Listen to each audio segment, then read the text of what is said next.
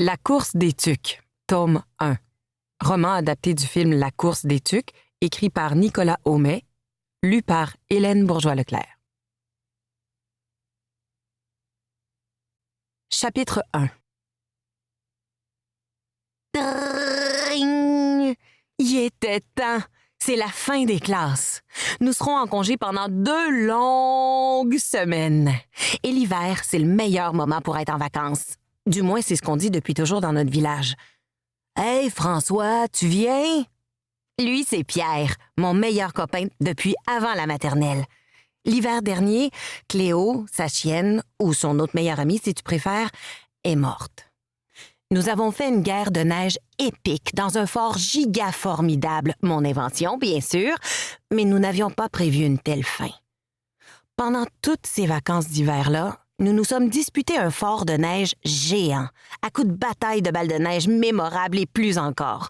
Au début, nous étions très excités, mais la guerre, même si nous pensions que c'était un jeu, ça reste la guerre.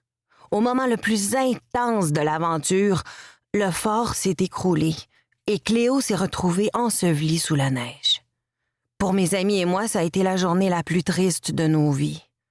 Depuis, nous nous sommes jurés de rester amis pour toujours et de ne plus jamais faire la guerre. « Une minute, Pierre! Je range mon stylo aimant couteau-fourchette dans mon sac et j'arrive! » Pierre soupire en levant les yeux au ciel. « François, avais-tu réellement besoin d'inventer un autre objet? » Je me contente de lui sourire et me tourne vers les autres. « Maranda?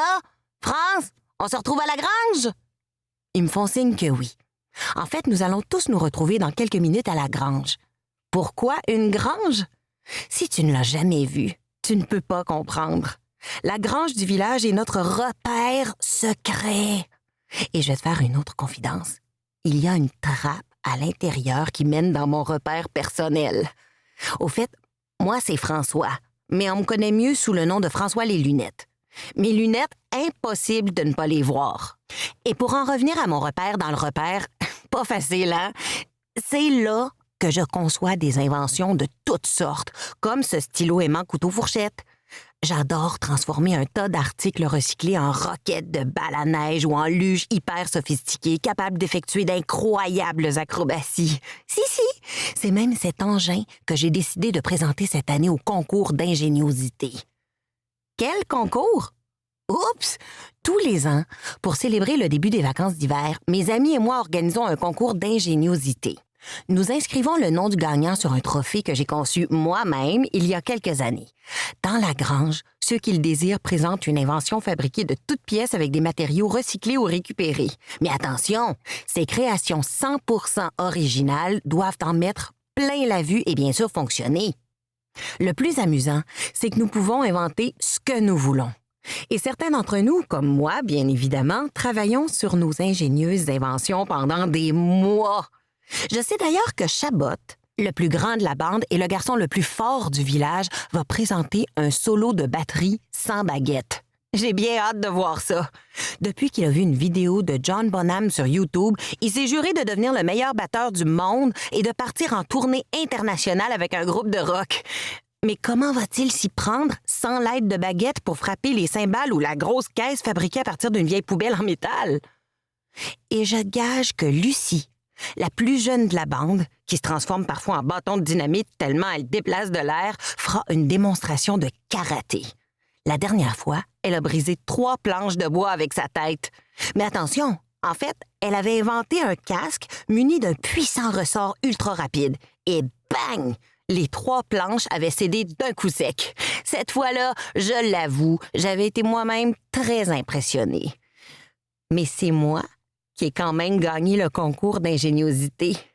Aller jusqu'à dire que je l'ai déjà remporté 5 fois d'affilée grâce à mes inventions serait me vanter, mais c'est la vérité. Chapitre 2. Après la fin des cours, nous nous retrouvons donc à la grange pour le concours d'ingéniosité. Chaque candidat est très concentré et se prépare à présenter son invention. Pierre, lui, est un peu à l'écart, dans un coin. Il est debout devant une poutre en bois sur laquelle il a épinglé une photo de Cléo pour que tout le monde se souvienne du chien qui a arrêté la guerre et nous a tous rendus plus solidaires que jamais. Sophie va rejoindre Pierre, qui semble perdu dans ses pensées. « Ah, salut Sophie. Tu sais quoi? Je pense que Cléo aurait aimé voir ce que les autres ont préparé. » Sophie rit. Dans un autre coin de la grange, Maranda est occupée à montrer tout son équipement d'espionnage à France qui est impressionné. Il faut dire que tout impressionne France, surtout le chant des oiseaux. « Tu comptes vraiment devenir un véritable espion un jour, Maranda? »« Bien sûr, France. Je serai exactement comme Jason Bourne. »« Ah! Et je pourrais devenir espionne, moi aussi? Qu'en dis-tu? »« Ouais, faut voir. » Tiens, voilà Lucie avec ses planches de bois. Mais elle compte en briser combien cette année? Et pourquoi a-t-elle choisi de mettre un vieux casque de démineur sur sa tête? Je vois qu'un élastique bien accroché sur le dessus retient fermement un gros objet placé à l'arrière. Ça promet. On sent l'excitation monter. Le concours va bientôt commencer. Lucie pose ses planches. J'aperçois Tiggy la Lune qui se prépare. De tous mes amis, il est le plus distrait. Ce n'est pas pour rien qu'il a hérité d'un tel surnom. Je ne connais personne qui aime les animaux et la nature autant que lui. Mais pour le moment, il a la tête penchée sur 3 petits campagnols. Il les a installés bien au chaud dans sa tuque péruvienne qu'il a rapportée d'un voyage avec ses parents. Mais les campagnols tournent sur eux-mêmes. On dirait que Tiggy a réussi à installer une scène miniature rotative à l'intérieur de sa tuque. Quel numéro va-t-il leur faire exécuter? Avec Tiggy la Lune, on doit s'attendre à tout. Bon, tout le monde est arrivé. Peut-on enfin le commencer, ce concours? Je trépigne d'impatience. Ah oui, qui dit concours dit jury. Le nôtre est composé du même trio depuis toujours. Enfin, depuis que nous sommes amis, donc c'est presque la même chose. Les 2 premiers membres sont ceux que l'on adore appeler du même coup le roux. C'est un peu normal, ils sont jumeaux après tout.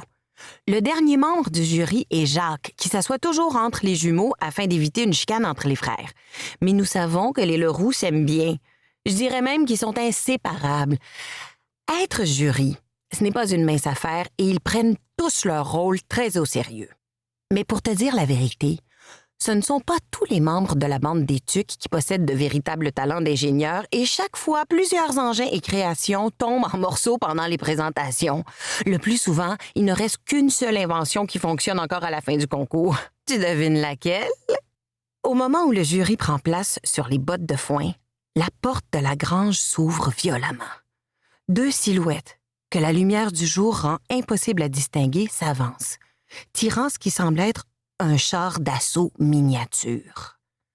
Quelques secondes plus tard, je peux enfin voir qui sont ces 2 intrus. Oh non! C'est le nouveau et sa cousine. Il s'appelle Zach. Il vient de la ville. Il habite chez sa grand-mère parce que ses parents travaillent à l'étranger et ne peuvent pas s'occuper de lui. La première fois que je l'ai vu, il s'est moqué de mes lunettes. Et en plus, il a dit que mes gants, dont les doigts se transforment en outils de toutes sortes, étaient nuls.